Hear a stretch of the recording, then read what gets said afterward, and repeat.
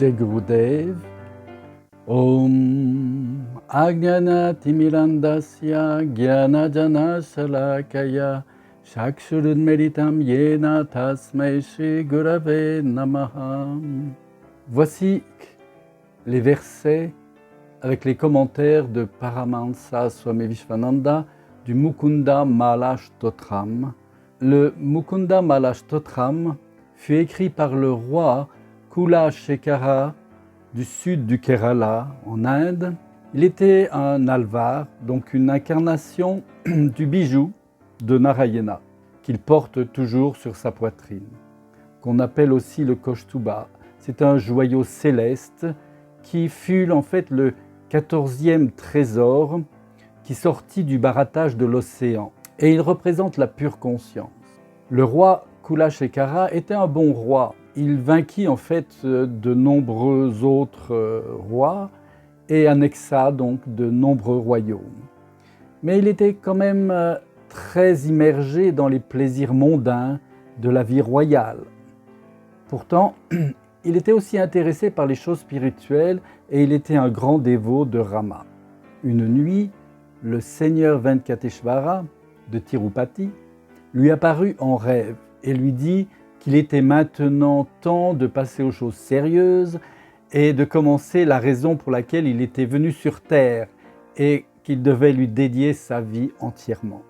Donc il a fait une introspection et il s'est senti désolé pour tous les gens qu'il avait tués dans ces guerres et lentement il est sorti de l'illusion. Il se rappela de Srimad Narayana, du Seigneur Venkateshvara, et il décida de mener une vie en étant utile aux autres pour répandre la dévotion au Seigneur Vishnu au milieu de ses sujets. Chaque jour, il écoutait en fait la lecture de la Ramayana et il revivait en fait cette épopée comme si elle était actuelle. Et lorsqu'il entendit dans la narration que Rama devait tuer 40 000 démons qui étaient en train de l'attaquer, il demanda à son armée de le suivre pour aider Rama dans cette conquête. Les ministres n'eurent donc plus qu'une chose à faire, c'est d'envoyer une délégation en face du roi et de son armée pour dire ben voilà, Rama a déjà tué tous les démons, c'est pas la peine de se déranger. Ainsi, Kulashekara était devenu un fou de Dieu. Il s'identifiait en fait avec Devaki, la mère génitrice de Krishna. Il écrivit ce stotram pour rappeler à ses sujets le dharma de la vie et l'amour de Dieu qu'il a pour nous autres humains. Et aussi pour éveiller la dévotion en eux, qu'ils comprennent en fait ce qu'est une vie spirituelle. Donc ce stotram a le pouvoir de libérer le mental. Verset 1er. Ô mon Seigneur, tu es le seul qui puisse me délivrer. Rends-moi capable de te louer chaque jour en chantant tes noms divins, tels que Sri Vallabha, celui qui est cher à Mahalakshmi, Varada, celui qui accorde des vœux, Dayapara, celui qui est miséricordieux, Bhakta Priya, celui qui est cher à ses dévots, Bhavalumtana Kovida, celui qui peut briser les liens du samsara, Natha, le Seigneur suprême, Nagasayana, celui qui repose sur le serpent Adishesh, et Jagannivasa, celui qui imprègne tout cet univers. Donc le commentaire de Swami Vishwananda sur ce verset est que la plupart des gens sont satisfaits de vivre comme des animaux.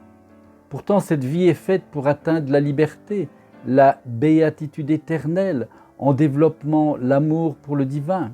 Mais on s'attache facilement aux choses matérielles. Et Kulashekara a montré aux gens quelque chose qui est au-delà de l'entendement. Comment se transformer, comment aller au-delà du mental. Il disait à ces sujets de faire chaque jour quelques pas vers le temple de Sri Rangam, le lieu de pèlerinage où la déité Narayana allongée sur Adishesh réside.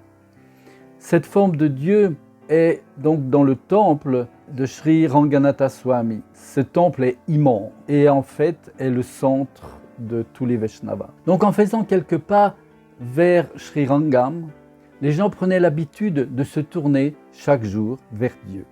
Et c'est ainsi que la transformation se produit. Vous voyez, à la fin de la Mahabharata, de la Grande Guerre, les Pandavas avaient demandé à Krishna sa bénédiction pour aller faire un grand pèlerinage, pour demander pardon de tous les gens qu'ils avaient tués. Et avant de partir, Krishna prit une petite branche d'un arbre Nîmes.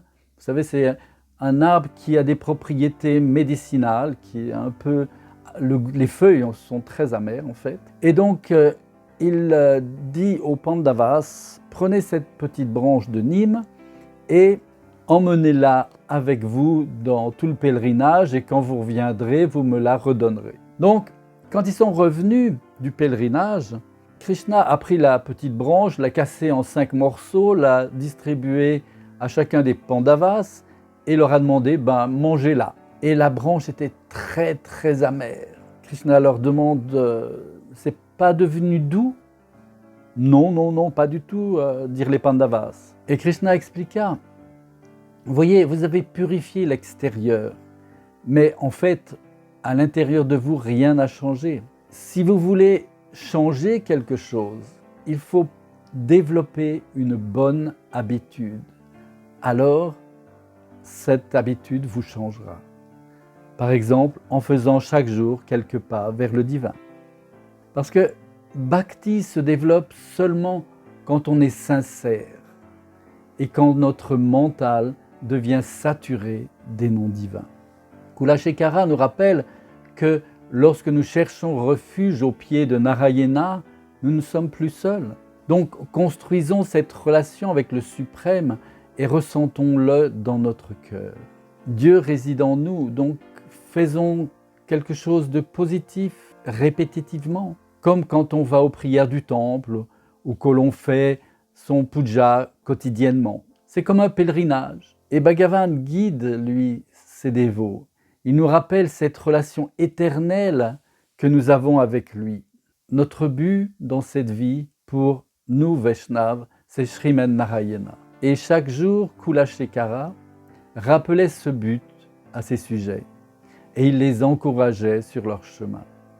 Car seule la grâce de Dieu peut donner la réalisation et nous libérer de Maya, de ce cycle de vie et de mort. Dans le verset 2, Kulashekara chante « Toute gloire au fils de Devaki, Krishna, qui appartient à la dynastie des Vrishni. Toute gloire à celui qui est sombre comme un nuage de pluie et qui a un beau corps. Toute gloire à Mukunda, qui allège le fardeau de la terre. » Donc, Kulashekara dit « Toute gloire au fils de Devaki ». C'est comme dans la Gopi Gita, où les gopis disent à Krishna « Tu n'es pas seulement le fils de Devaki, mais tu es aussi pour nous l'essence de toute chose. Comment pourrions-nous t'oublier? Tu es dans notre cœur. » Le roi Kulashekara loue Devaki et Krishna en disant « Tu es venu sur terre pour libérer tes ancêtres de la dynastie des Vrishni, mais aussi pour libérer toute la dynastie universelle, pour libérer chacun de nous. » Et pourtant, quand Krishna est venu sur terre, beaucoup ne l'ont pas reconnu et étaient même contre lui.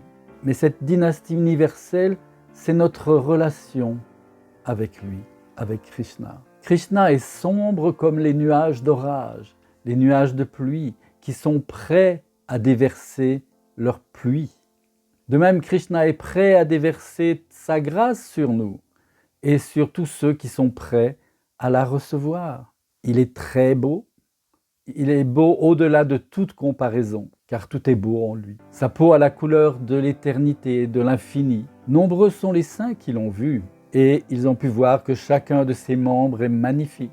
Cette relation que nous avons avec le divin, c'est une relation d'amour, une relation éternelle, et pourtant, nous l'avons oubliée. Kulashekara appelle Dieu Mukunda, qui signifie le donneur de libération. Il allège la terre du poids de l'ego, de la tyrannie, de l'arrogance et de la vanité. Cette lourdeur et cette souffrance sont dues à l'ego que nous portons dans notre mental et dans notre cœur. Jai Gurudev.